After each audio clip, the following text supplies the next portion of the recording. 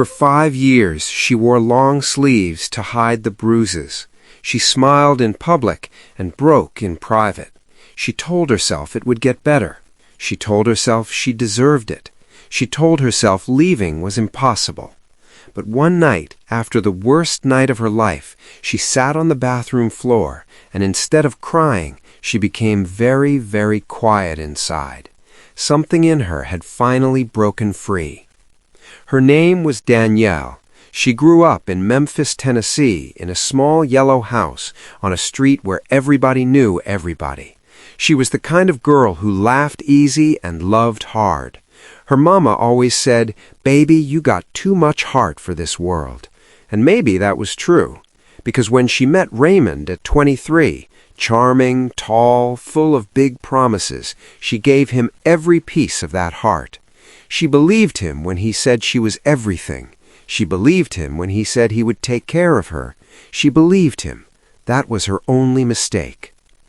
The first time it happened, he cried harder than she did. He held her face in his hands and told her it would never happen again.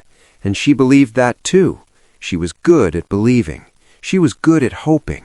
She was good at forgiving things that were never meant to be forgiven. They moved into an apartment in East Memphis, had 2 babies, a boy named Jordan and a girl named Amara. And Danielle poured herself into those children the way only a mother can, completely, without reservation, without anything left over for herself. She told herself she was staying for them. She told herself it was the right thing. She told herself a lot of things in those years. Most of them were lies she needed just to get through the day. Her sister Tanya saw it. Her neighbor, Miss Carroll, saw it. Even the woman at the grocery store who watched Danielle flinch once when someone raised their voice, even she saw it. But nobody said the right words at the right time, and Danielle kept her pain tucked behind a smile, so practiced it almost felt real. She stopped calling her friends. She stopped going to church. She stopped being Danielle and became something smaller, something quieter, something that moved around the edges of her own life, trying not to take up too much space. That's what years of pain does to a person. It makes you shrink. It makes you forget that you were ever anything more than what someone else decided you were. Then came the night everything changed. It was a Wednesday in November. The kids were asleep. Raymond came home angry about something that had nothing to do with her. It never did. And she became the target of it anyway. But this night was different. This night was worse.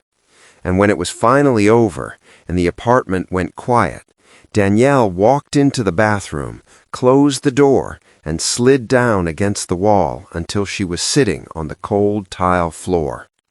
She waited for the tears. They always came, but this time they didn't. Instead, something else came, something she hadn't felt in so long she almost didn't recognize it. It was clarity, pure, still, unshakable clarity. She looked at her hands in the low light. She thought about her daughter, Amara, 4 years old, with big, wondering eyes, watching, always watching, learning what love looks like from what she sees at home. And right there on that bathroom floor in Memphis, Tennessee, Danielle made a decision. Not a loud decision, not a dramatic one, just a quiet, iron decision from somewhere deep in her chest. Not one more day. She didn't pack everything. She didn't have a plan written on paper. She didn't have money saved up or a speech prepared. She had her children, her purse, and the last piece of herself she had managed to protect through all those years. She walked out the door at 2 a.m, and she did not look back. Tanya took them in without a single question asked. A women's shelter 2 weeks later gave her resources, a counselor named Patricia who sat with her and helped her pick up the scattered pieces of who she used to be. It wasn't easy. Some mornings it was the hardest thing in the world just to get out of bed and face a day that didn't have someone controlling every corner of it. Freedom can feel frightening when you've been caged so long, but Danielle kept going. One day, then another after that. She got her GED, then enrolled in a medical assistant program at a community college. She worked mornings, studied nights, and raised Jordan and Amara in a small but peaceful apartment where nobody raised their voice and the air was always calm. She planted flowers on the windowsill. She cooked Sunday dinners again. She started laughing, really laughing, for the first time in years. She left with nothing but her children and her dignity. 3 years later, she had her own home, her own income, and a peace in her eyes that nobody could ever take away again. And she always said this to every woman who asked her how she did it. The day I stopped asking him to love me right was the day I started loving myself correctly. If you are sitting in pain right now, hiding behind long sleeves and practiced smiles, hear this. You are not too broken to begin again. You are not too far gone. You are not too old, too tired, or too alone.